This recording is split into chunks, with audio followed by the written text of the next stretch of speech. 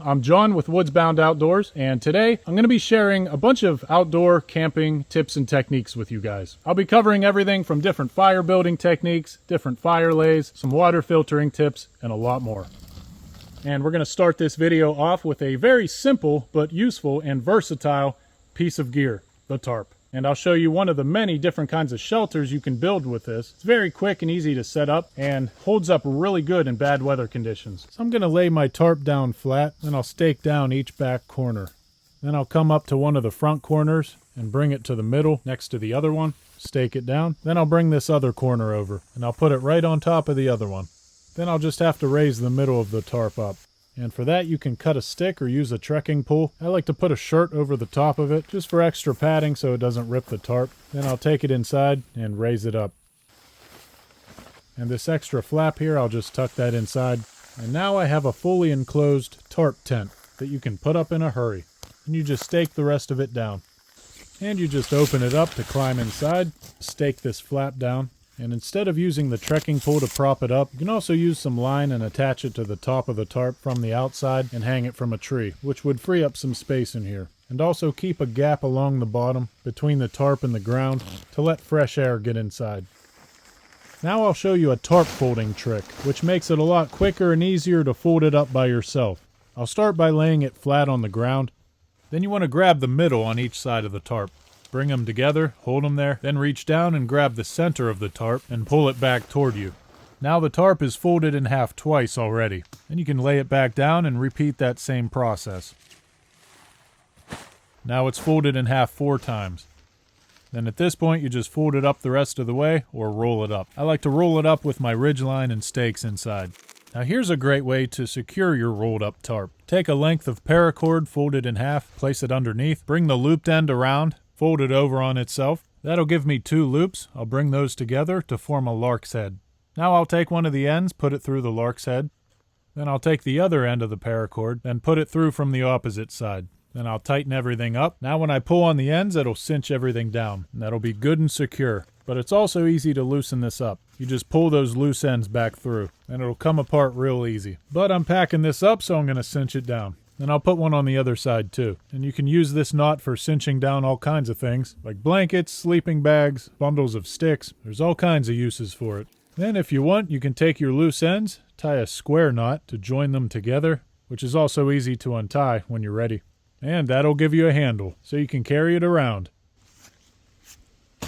Now I'll show you some wood splitting techniques. You can split them on top of a chopping block like this, which is how I split wood a lot, especially with a longer handled splitting maul. But when I'm out camping, I usually have a shorter handled axe like I'm using here. And with a shorter handle, there's more of a chance of it swinging through and back toward your legs if you're not careful. So here's a safer way to do it. I'll lay a log down, then stand one up right next to it. Then I'll get on the other side of it to where the log laying on the ground is in between me and the standing log. Then split. And the axe will land right into the side of the log. This will give the axe somewhere to land that's higher than the ground, reducing the chance of it swinging back toward you. Kneeling while splitting helps too. Since you're closer to the ground, there's nowhere for the axe to go except through into the bottom log.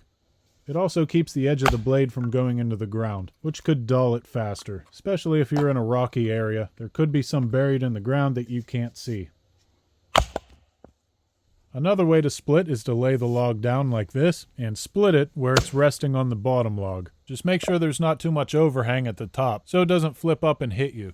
Stand with your feet wide apart and bring the axe straight down while bending your knees.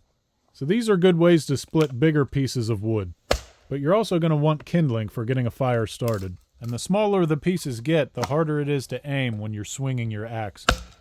So a solution to that, to process these pieces down even smaller, is to hold the axe and the piece of wood together, like this. It'll split, then I'll just turn the wood so it breaks apart.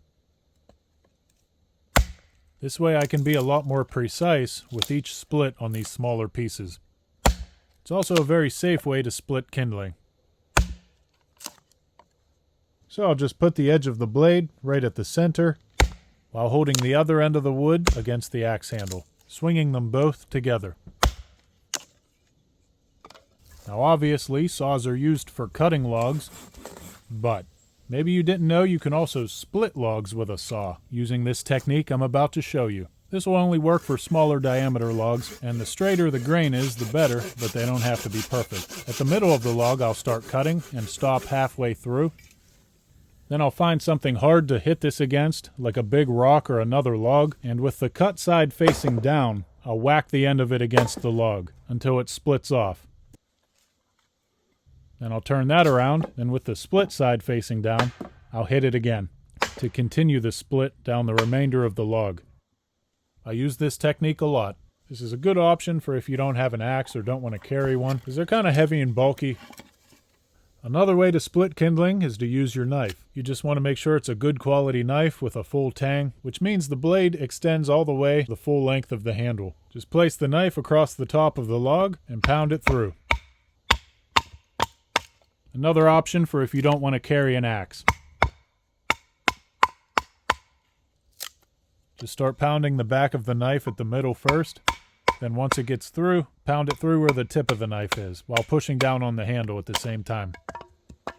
So when getting your fire started, birch bark is one of the best tinders you're going to find. The outer layer is paper thin, and it's loaded with flammable oils, which also keeps it from soaking up water. It's extremely easy to ignite, and if you can find a lot of it, you should have no problem getting a fire going. Same with fat wood, which can be found in dead pine branches or stumps, and contains a highly flammable resin. But you might be in a place that doesn't have birch or pines, or you might not be able to find any other kind of dry tinder. So in that case, I'll show you the next best thing. If you can't find good dry fire starter material, just make your own from your split logs. And the corners of these pieces is where we're going to start. So I'll take my knife and slice right down the center of that point, and that'll create a very fine curl of wood. And if you make a bunch of these, they're extremely helpful for getting a fire going. Now you want to try and keep them attached to the piece of wood, but you're going to lose some, so put something down like a piece of bark to catch the curls that fall off. That way you won't waste any. You need your knife to be really sharp for this, and this takes a lot of practice, but once you get good at it, fire starting will be a lot easier for you. With each slice, that'll create 2 ridges, one on either side of it. Then I'll make my next slices right along the tops of those ridges. And that's one of the secrets to making the best curls. Once you get most of the way through, you can just break these off. Another way I like to make these is to pound my knife partially into a log like this so that it's standing up, angled slightly toward me, and then pull the wood against the edge of the knife. This gives me a little more control, and a lot of times I can get finer curls this way. And by doing this, you're creating very fine kindling from the dry inside part of the wood, which is especially helpful for getting a fire going in wet conditions. You can also make these using your axe. I'll just stick it in the log, kind of like I did my knife, and start making curls. And don't forget to gather up the ones that fell off. And I'll show you how well these will ignite. I'll hold my ferrocerium rod against it and give it a ton of sparks till it lights up. And the more of these you make, the easier of a time you'll have getting a fire started, which is what I'll do now. I'll lay my base down, then lay down my next layer of wood in the opposite direction, then my next layer of kindling on top of that. I'm making what's called an upside down fire. So with this fire lay, you start the fire at the top instead of at the bottom, which makes for a low maintenance fire that burns on its own and you don't have to add wood for a while. It can also be a very long-lasting fire that can burn all night long on its own, like this one I made camping a couple winters ago. Very helpful for when you're camping in cold weather. So my biggest logs will go down first, then a layer of smaller logs on top of that, perpendicular to the layer below, with each layer of logs getting smaller and shorter. I'm making kind of a log cabin pyramid. This fire lay is also known as the pyramid fire. Then at the very top goes my kindling. Shave a little bit of fat wood, then I'll light it up. Then once that kindling gets going, I don't have to do much at all, but just sit back and let it burn.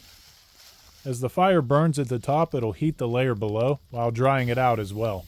And that'll just slowly burn all the way down to the bottom, keeping me nice and warm all night while I sleep next to it. These logs are kind of wet, you can see by the moisture bubbling out of them. So they won't put out as much heat as dry logs burning will, but the upside is they'll burn for longer, so there's a trade-off there. So When I woke up in the morning, it was still smoldering and still putting off some heat. All I had to do was push these logs back together and the fire started back up. Another great option for tinder is punkwood, which is just semi-rotten, spongy wood, but it needs to be dry for it to work. The great thing about it is it can be found just about all over the woods. The fire-making process for this is a little different. It'll usually form an ember instead of lighting into flames. And it usually doesn't take very many sparks till an ember forms. Punkwood is also great for if you're getting a fire started with a magnifying glass. Obviously, this will only work when the sun's out. You want to concentrate that beam on the punkwood till it starts to smoke. Sometimes it'll form an ember, but sometimes it'll be too damp. Or if you don't have the perfect piece of punkwood, it won't work. But this method works almost every time for me. All you do is crush the punkwood or scrape it into a fine powder, spread it out and let it dry out in the sun on a rock. Then I'll make a small pile of it on a leaf. Then I'll take my magnifying glass and do the same thing, concentrating the light beam in the center of the pile until it starts to smoke on its own. And now it has an ember. Now I can get a fire going with this. This also makes a good bug repellent. Make a bigger pile of it, put it inside of a metal container. It'll smolder for a while and the smoke will help keep the mosquitoes at bay.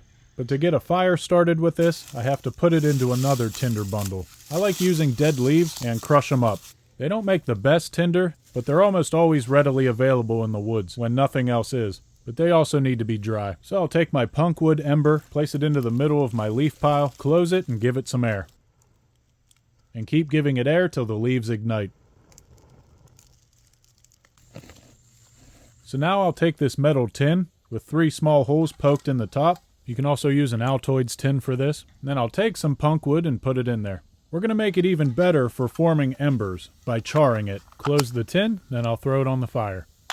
And I'll leave that on there for 10 minutes or so. While I wait, I'll stack my wood around the fire, far enough away to where it'll dry out from the heat, but not so close that they'll burn. It's another good way to dry out your firewood before you start burning it if it's wet, so it'll burn a whole lot better when you throw it on. After a little while, you'll see a flame coming from the hole in the tin. That's the wood gas burning out of the punkwood. When that flame stops, that's when it's time to take it off. It takes anywhere from 5 to 10 minutes.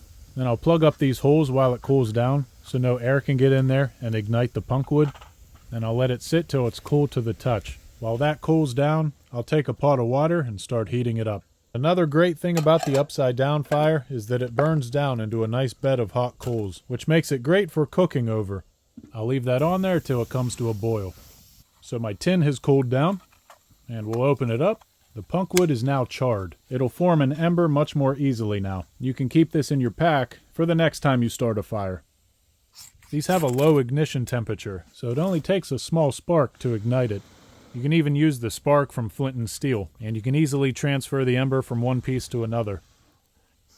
So my water's boiling. I'm going to show you a great way to dry out your wet boots. I'll take it off and pour it into my water bottle. These Nalgene bottles can withstand a lot of heat.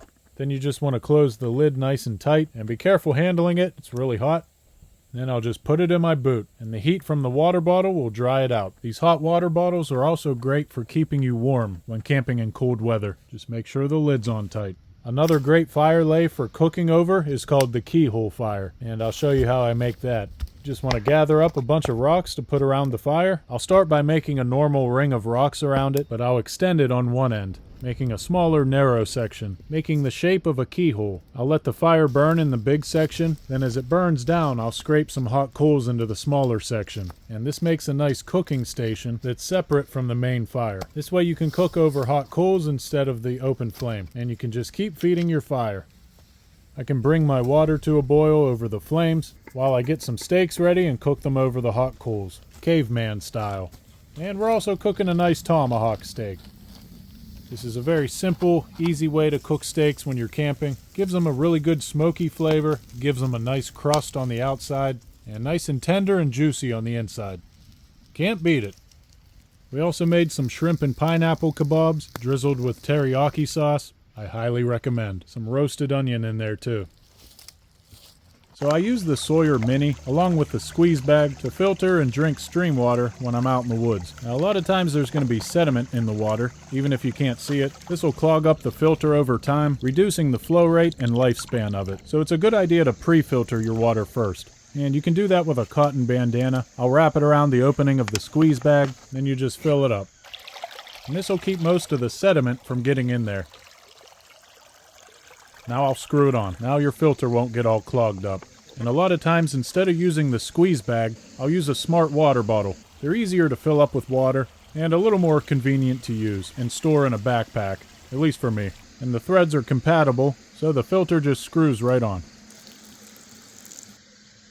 Another option for pre-filtering is to use a plastic bag and a cotton ball. I'll cut the corner off of the bag that's smaller than the cotton ball, then I'll push it halfway through.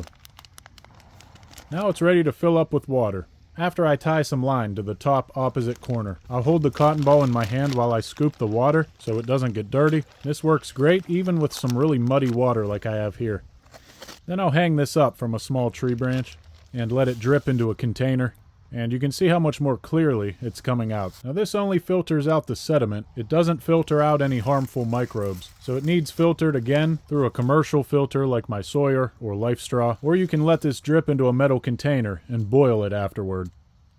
Your smart water bottle can also double as a fire starter. On a sunny day I can use it just like I did with the magnifying glass, move it around to get the right angle, and concentrate the beam into the punkwood dust till you see smoke coming from it.